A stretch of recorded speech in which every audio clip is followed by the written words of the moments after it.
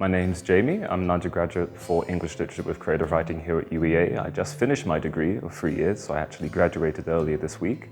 I'm from Folkestone originally, down in Kent. My mum's Polish and then my dad's half Caribbean. I will say that before I came to UEA, I wasn't entirely won over by the campus, largely due to the brutalist architecture. I'm not really a fan of that kind of thing. However, the green spaces definitely redeem it for me, and to be fair, even the brutalist buildings kind of look nice, like in the evening when the sun's setting on them and whatnot. So I can get over that. But there's this one spot on campus I have a certain level of fondness for, in a weird way maybe.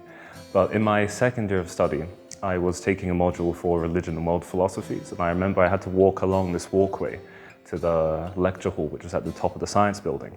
And as you just walk along this walkway, you can look to the left and you see this little group of trees and then the lake beyond it. And it's nothing, I mean, obviously it looks nice because it's just natural scenery, but there was just something about it that just, I think, touched my heart in a weird way. Maybe it was something to do with what we were looking at in the lectures, the idea I was exploring philosophy at the time.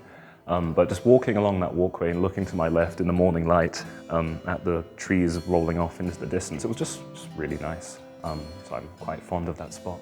Well, it's interesting because I am a cradle Catholic. I was born and baptized a Catholic. And in all honesty, I don't think I could genuinely say I fell away from the faith at any point in my life, so to speak. And that, on the surface, that will sound incredibly egotistical, but the reason for my saying that is that throughout my whole life as a Catholic, every time that I've sort of strayed from the precepts of Catholicism and Christianity, it's never been from a lack of belief in God, as far as I can remember. It's not because I've genuinely doubted, oh, actually maybe God doesn't exist, so I don't have to do this. It's never been for that reason. It's been from a forgetting of God rather than a rejection of Him, if that makes any sense. It's like I still believed in God throughout my entire life, but especially during my teen years, there were loads of times where I fell into habitual sin, and you just kind of, in a strange way, I've both forgot about God and at the same time didn't, because the issue was I was going to Mass every Sunday. You know, I was going to confession regularly, well, regularly-ish. But the problem was I was committing these sins and then sometimes confessing them, sometimes not confessing them, or sometimes not confessing all of them anyway, which, as we all know as Catholics, doesn't make for a valid confession. But the point is that I would sin and then apologize to God, but it got to a point at which the apology was just an automatic response, and the actual, I think, sorrow and guilt of having sinned wasn't there. So my faith in God's always been there from the start, but the problem is just as I've grown up, at times, I guess I forget Him. Although, thanks be to God, past few years of my life, I decided to lock in, so to speak. And praise be to God, I've really grown in my faith these past few years, and I'd like to think I've matured a lot. Since coming to university and living out my life as a Catholic, there have been lots of moments where I've just thought, oh, I'm so glad I'm a Catholic, for a big range of reasons. People who know me will know that it's always a painful question to ask me what's your favorite something, because anyone who knows me will know that I never give a direct answer. And I say, oh, well, I like this, I also like that, but you know, I don't really have a favorite.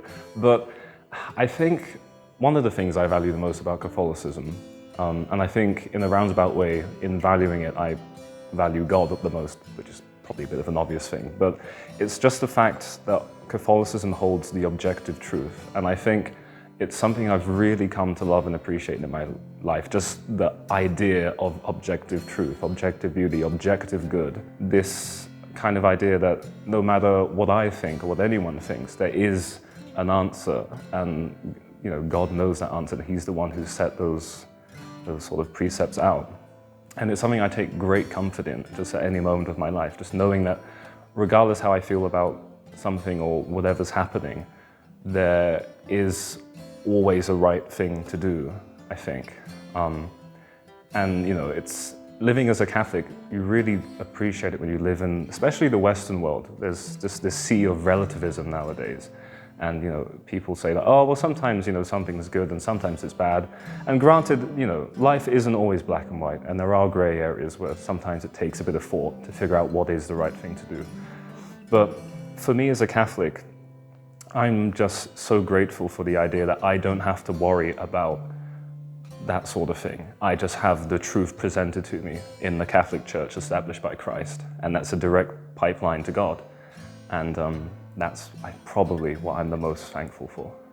How has being a Catholic affected my life at university? Well, I would say 90% hugely positive. In a way, the only way being a Catholic can affect you in your life is in a positive way, even in the sufferings it brings. So I'll put that out there as well. But coming to university and living as a Catholic here has been such a huge blessing. I've grown to know some wonderful people. I've gained a godson and a best friend, and other best friends besides. Such a warm, welcoming community here at UAA of Catholics and the wider parish as a whole. I remember when I came here in first year, the first thing I noticed when I came to Mass here in the Multi-Faith Center I was shocked isn't the right word. I think just very, very pleasantly surprised to see so many other young Catholics going to Mass with me at the same time. Obviously there were young, Catholics back home in Folkestone, but my family never were really too deeply involved in parish activities, so my experience of Catholicism as a community when I was younger really was going to Mass, and you'd see lots of old people, a few families maybe, a few kids. Coming to UAA, it was such a huge contrast to so many other young people coming here as Catholics. It was really encouraging. And I was actually quite worried when I came to UAA at first, because I was thinking, well, it's university, I don't know what the chaplaincy will be like, I don't know what kind of Catholics they'll be. But I was so pleasantly surprised, and it's been such a huge blessing. My faith does clash at times with things that I encounter as a student.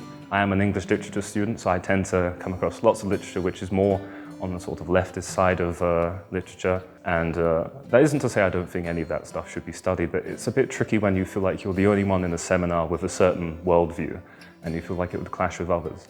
But at the same time, I will say, I've been pleasantly surprised that in my seminars, I've never actually had any unpleasant occasions where, I feel like my views have been particularly denigrated in any way. So UAA has actually been quite good for that.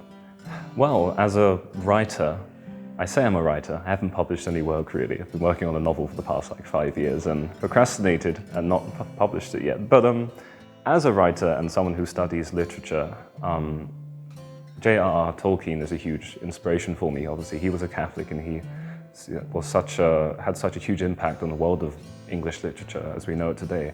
But it's the idea of, as a writer and as someone who studies literature, it's the idea of sort of morality in fiction. Something I always keep in mind when I'm writing my own work. It's, how do I sort of try and portray beauty and truth as God has created it in this work that I'm doing. And granted, I don't always succeed because of leaving essays to the last minute sometimes, but for the most part, I like to think that in all of my work, I try to bring it back to God in some way, even if it's not in an explicit way, just in the fact that I'm trying to sort of point out these sort of truths and these beauties in literature or in our lives as human beings, in my creative writing as well. So that's something I always try to do. And then, in terms of my future career, I'm sort of still in a kind of weird limbo of discernment, but I'm currently on track to start a PGC at UEA next year. So hopefully I'll be an English teacher. And I think in that, I basically want to try and instill in students those sort of core values of truth, morality, and beauty, which will be tricky as a teacher in the Western world. But I trust in God to, help me achieve that without being overbearing or anything. Just, teaching with, love and kindness, and just holding to the truth myself, and hopefully that will reflect on others. Ben, who is helping interview me today, has just excellently reminded me of my dissertation, which I wrote about Tolkien and C.S. Lewis and their fantasy literature. And my focus on the dissertation was this idea of sort of redemption, human agency, and specifically morality systems in fantasy literature. So I sort of delved into these ideas of Tolkien versus Lewis, and Tolkien's choice of a more sort of subtle, implicit morality and truth in his work. With Lewis, obviously you have the very overt Aslan figure, which obviously is Christ. I arrived at the conclusion that I prefer Tolkien because I found his portrayal of morality was sort of more profound and closer to our own experience in life, I think. But it's just that whole idea of pointing out, I think it's just basically pointing out God in the world, essentially. I think every writer has a sort of duty to do that because God is everything good. And so whenever you write anything, you should try and reveal that, really. I forget the exact quote of Tolkien, but it's something along the lines of I think he was talking about mythology in particular, but what it does, but in terms of literature and fiction literature, what it can do for us is that it can remove the veil of familiarity which we've gotten used to. It can reveal truths that we've sort of taken for granted. And I think that's what I try to do as a writer. Why am I Catholic? It's an interesting question considering I'm a cradle Catholic, and I've had lots of opportunities in my life to turn away from what I believe in now. Perhaps it's a bit of a lame answer, but in a way it's just because I've just always been convinced. Like, as I've mentioned, like, I've never really had huge doubt in God's existence. Anytime I've entertained those thoughts, it's always been when I've thought, oh, it would be nice to do these things that God says I shouldn't really do. And that's the reason why I start to think, oh, maybe God doesn't exist. But I always come back to Christ. I suppose in a way it's just because I've never been disappointed by God. Every disappointment in my life, thanks be to God, Christ has shown me why I'm disappointed, or at least where that disappointment comes from, and often it's myself. So often it's because of things I've done or things I haven't done. It's never because of God, you know. Like, it does sadden me and irritate me whenever people seem to blame God when things don't go right in their life. With some examination, usually you can always trace it back to human beings. And even if it seems to be other people who seem to be the fault, even then you can still trace it back to yourself. Like, ultimately the burden or responsibility is on you to live your life. Again, it's the whole idea of objective truth and beauty. It's just such a strong foundation to live your life on. And I think it's just the fact that that foundation for me has never cracked or crumbled. I mean, I've slipped up plenty of times and I've fallen off it, and I continue to do so. But every day, no matter how bad of a person I might be sometimes, you know, God's always there. Catholicism is always there. Why Catholicism in particular? Well, I don't always cringe a little when distinguishing Catholicism from Christianity, but the thing is, in my mind, it's one and the same. And it is. I believe it to be so. I know it to be so. People can argue otherwise, but I would say they're wrong. But that's my view. It's just, nothing's been able to crack Catholicism for me. Nothing's ever given me genuine doubts. Nothing theological, nothing political, nothing emotional. Every moment where someone might present an argument against Catholicism and I don't have an answer for them, that doesn't then suddenly make me doubt Catholicism. I doubt myself because, well, there's always an answer in the church. It's been around for 2,000 years, just look for it. It's just so beautiful. It's never let me down, and I do find myself at a loss of words. It's kind of tricky. It's hard to sum up like 20 plus years of a life as a Catholic as to why I've lived that.